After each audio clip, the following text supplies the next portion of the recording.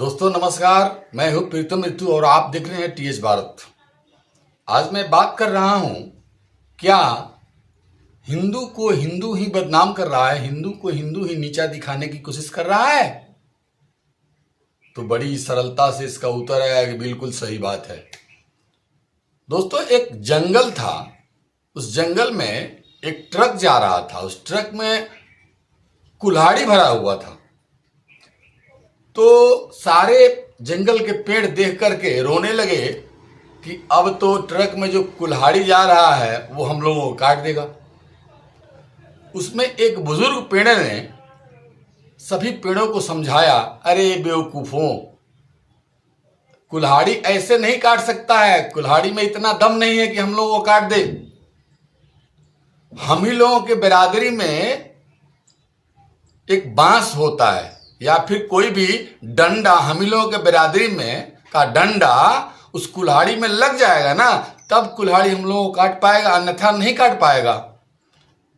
दोस्तों, ठीक हाल वही हिंदुओं का है।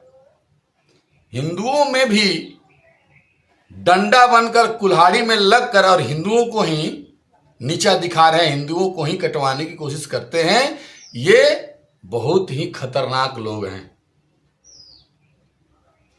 देश में रवीश कुमार, अजीत अंजुम, विदेश में बैठा हुआ ध्रुव राठी जैसे लोग देश के खिलाफ लगातार हिंदुओं के खिलाफ एजेंडा चलाते जा रहे हैं। और समझना होगा कि राहुल गांधी जो हिंदू हैं ही नहीं, वो हिंदुओं के प्रति कितना नफरत रखता है, इसका आकलन करना बिल्कुल टेढ़ी खीर है। दोस्तों, जिस प्रकार आजकल के हिंदुओं को 3 भागों में बांटा जा सकता है। पहला भाग चील के रूप में, दूसरा भाग सांप के रूप में और तीसरा भाग चूहा के रूप में। चूहा वे हिंदू हैं जो डरपोक है, जो कहीं लड़ना नहीं चाहते हैं, जो किसी से बोलना नहीं चाहते हैं, जो बिल्कुल सहिष्णु है। उन्हें अगर चूहा कहा जाए तो बुरी बात नहीं है।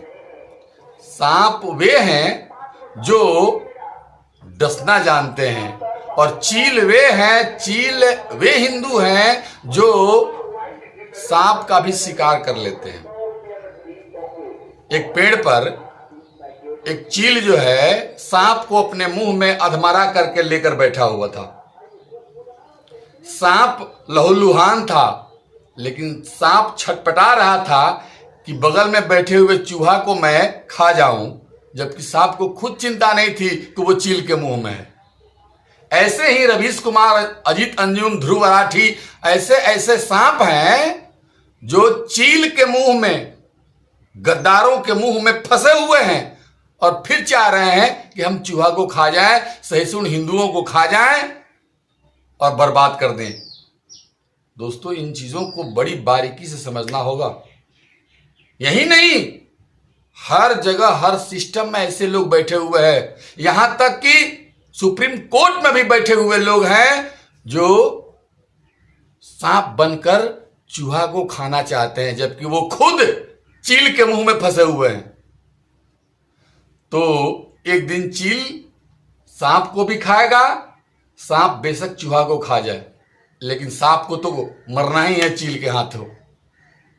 तो ऐसे ऐसे लोग सिस्टम में बैठे हुए हैं।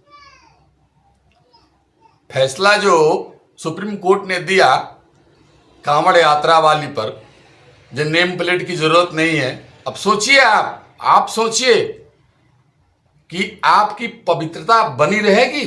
कभी नहीं बनी रहेगी। इन लोगों पर विश्वास करना खतरा से खाली नहीं है। किसी कीमत पर विश्वास करना खतरा से खाली नहीं है। ये विश्वास योग्य है ही नहीं। इनको ऊपर विश्वास करना सिखाया ही नहीं जा गया है, और ना ही इनके किसी किताब में लिखा होगा कि आप सहिष्णु बनिएगा या फिर अच्छा निगाह से किसी को देखिएगा। बस उनको एक ही चीज है कि हम बड़े हैं, हम अच्छे हैं, बाकी तो काफिर है। काफिर को मार देना, काफिर को गाली दे देना, काफिर को अपना उसका धर्म भ्रष्ट कर देना, ये उनका एजेंडा है।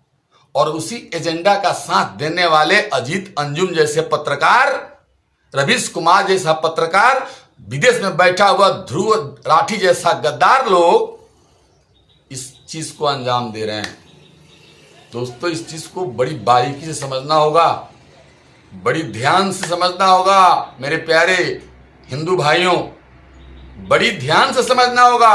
अन्यथा एक दिन ऐसा आएगा, बहुत जल्दी ऐसा समय आएगा कि ये राहुल गांधी यहां से हिंदुओं का, जिस प्रकार बंगाल में 9 जिला हिंदू विहीन हो गया, खाली हो गया, असम का कुछ खाली हो गया, तो वो लोग पट्टी बनाना चाहते हैं पाकिस्तान टू बांग्लादेश तक, एकदम इस्लाम का पट्टी।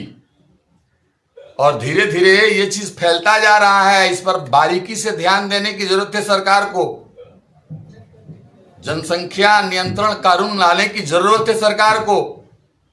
सरकार केवल विकास में रह रही है तो विकास केवल हिंदुओं को चाहिए, मुसलमानों को विकास नहीं चाहिए। मुसलमान विनाश चाहता है, विकास नहीं चाहता है। 1000 योजनाएं उसको दे दीजिएगा, मोदी जी करोड़ों योजनाओं दे दीजिएगा, लाखों करोड़ उन लोगों पर खर्चा कर दीजिएगा, वो आपको एक वोट देने वाले नहीं है। गद्दारों को वोट देते हैं, जो हिंदुओं में छुपे हुए गद्दार हैं। कांग्रेस में जो छुपे हुए गद्दार हैं, कपिल सिब्बल, जयराम रमेश, ये गद्दार लोगों का नाम है। तो हिंदू मेरे प्यारे भाइयों, इन बातों पर बहुत ध्यान देना है। और जब तक सरकार पर दबाव नहीं बनाया जाएगा, मोदी जी पर दबाव देना होगा कि आप ऐसी योजनाएं बनाएं, आप ऐसा काम करें जिससे आपके सपोर्टर को ही फायदा हो, बाकी किसी को फायदा ना हो। सबका साथ सबका विकास तेल लेने गया भाड़ में जाए, इस पर ध्यान देना होगा मोदी जी को। जोगी जी का जो निर्णय था बिल्कुल 100% सही था, 100% सही था। हर विभाग में पहचान देना उन लोगों को जरूरी है, लेकिन दुकान में पहचान नहीं चाहिए। दुकान हिंदू के नाम पर चलाएंगे। मिलते हैं दोस्तों अगले एपिसोड में, तब तक के लिए नमस्कार। विचार करिएगा।